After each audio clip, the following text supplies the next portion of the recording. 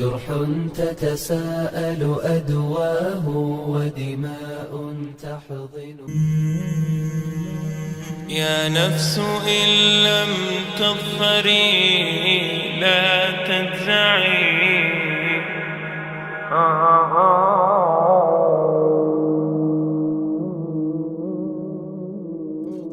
All the praise is for Allah,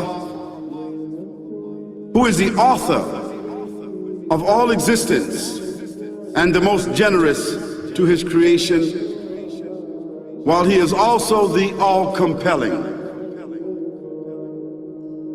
He is the only one worthy of our worship, having no partners, no associates, no sons, no daughters, no one whom he must consult, and no one or anything which has any comparison with him. All the praise is for Allah, who is the King of all who claim sovereignty, the only one who has the right to legislate for his creatures. He is the giver of life. He is the causer of death, while death has no effect upon him, because he is the ever-living, the self-subsisting, the eternal and the only absolute. All the praise is for Allah, who has power over all things, and there is in reality no power and no strength, no influence to cause benefit or detriment except through him. It is he who created this complex world, the seen and the unseen, the evident and the speculative, the earth and all that is on it, and everything that is in it.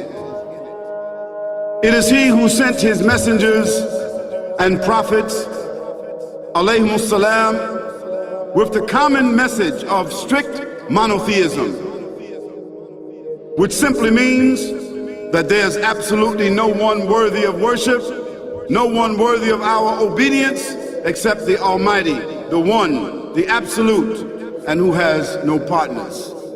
The earlier messages, which changed the world in the area in which the prophets were sent, those messages we know have changed, and even the prophets who brought them, their names are now lost. We just know in general because Allah told us in the Quran, وَلَقَدْ بَعَثْنَا فِي كُلِّ أُمَّةٍ رَسُولًا أَنْ يَعْبُدُوا اللَّهَ وَاجْتَنِبُوا الطَّاغُوتَ. I've sent to every nation a messenger, calling people to worship Allah alone and to avoid the worship of false gods. This essential message has been preserved in Islam in a way that it was never preserved before. Not because the message was different, because it was the same message, but because of the fact that there would be no other prophets who would come after Muhammad sallallahu alaihi wasallam. So therefore that message now had to be protected. It had to be preserved in a way none of the earlier messages were preserved. I will tell you this, what you say you have come to know 40 years back, and what you call the Big Bang is already mentioned in the book which I read, the glorious Quran. It's mentioned 1400 years ago in Surah Anbiya, chapter number 21, verse number 30, which says, Avalam yaral lazina kafaru. Do not the unbelievers see anna samawati wal arda kanat ratkan fataqnahuma, that the heaven and the earth were joined together and we clove them asunder. What you're talking about, the Big Bang, I try to imagine compressing a spring. I push it closer and closer and closer together so it's smaller and smaller and smaller, and I've stored a tremendous amount of energy in that spring, and when I let it go, it bursts out, it bursts out, it bursts out. the creation of the universe, which you came to know 40 years back, is already mentioned in this book, the glorious Quran, 1400 years ago. Who could have mentioned that in the Quran? So the atheists will say, maybe someone wrote, maybe it's a fluke. Maybe it's a guesswork. A human being, regardless of who they are, or where they are, or what they do, will have this curiosity. They'll want to know, why am I here? How did I get here? And do I have a purpose? And if so, what is it? The only one who would really be able to answer that question would be the Creator himself. If there is a Creator, it would be up to him to tell us why we were created and what he expects from us and what this life is really about. Allah has shown the people from the time of Adam until right now, has shown the people what he wants from them. And it's a very simple thing, and that is that worship be for him alone without any partners. In fact, we know this life to be a test from Almighty God. That's why we're born, and that's why we die, because there has to be a beginning and an end for us to be tested on. The next life, after this life, no one will ever die again. A bad person or a good person. Both are brought back and they continue to live in the next life, either in good shape or not so good shape, depending on how they did on the test. The worship of the God of Abraham, that was what was taught by these prophets. The Lord of the Arsh and Kursi. We're talking about the Lord of the worlds. Alhamdulillah Rabbil Alameen. We're talking about the Lord of the entire universe and beyond. The entire universe and beyond. You know, we live in this dunya and we are fascinated with this dunya which Allah subhanahu wa ta'ala indeed has created in a beautiful manner. We're fascinated. There are over billions of people which live on this dunya at this moment in time. Over 6 billion people that live on the dunya at this moment in time. This dunya of Allah subhanahu wa ta'ala is so big that there is space in this dunya for billions and billions and billions or more people. But what is this dunya in comparison to what Allah subhanahu wa ta'ala has created out there? This dunya is insignificant. This dunya is meaningless to Allah. It means nothing. It is worthless. So worthless, compare it with the sun. The sun is one star. You know more science than me. You'll be able to tell me better. Take this planet Earth and you place it inside the sun, and you will be able to place 1.3 million Earths in the sun. 1.3 million Earths in the sun. Allahu Akbar. Allah is the greatest. The sun is one star. One star. There are stars out there which are millions of times bigger than the sun. You tell me this, that you need millions and millions of stars to make one galaxy. And then you tell me this, that there are zillions of galaxies out there. Let me tell you on top of this, my friend. After this, whatever you see above,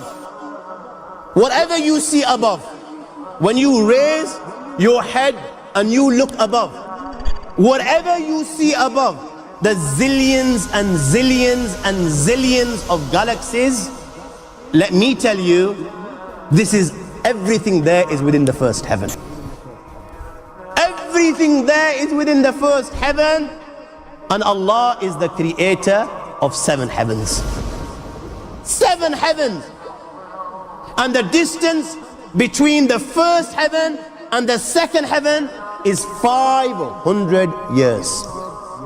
You know, the distance that can be covered in 500 years, at what speed? Only Allah knows. Only Allah knows. But it will take 500 years to get from the first heaven to the second heaven. 500 years from the second to the third, third to the fourth, fourth to the fifth, fifth to the sixth, sixth to the seventh. Every time it will take 500 years. After the 7 heavens,